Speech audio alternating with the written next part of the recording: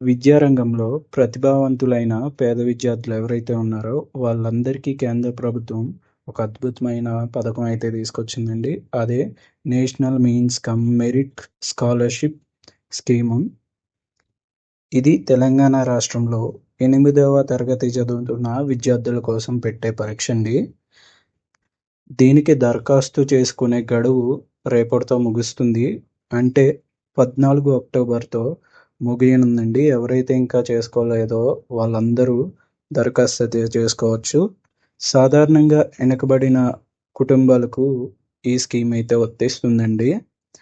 ఇది ఎలా వస్తుంది అంటే స్కాలర్‌షిప్ పరీక్షకు ఎంపికైన విద్యార్థులకు 9వ తరగతి నుంచి ఇంటర్మీడియేట్ వరకు 4 ఏళ్ల పాటు ఆదాయ సహాయం చేస్తారండి. నెలకు రూ. 1000 చొప్పున, ఏడాదికి 12,000 చొప్పున మొత్తం 4 ఏళ్లలో 48,000 అయితే ఇస్తారండి.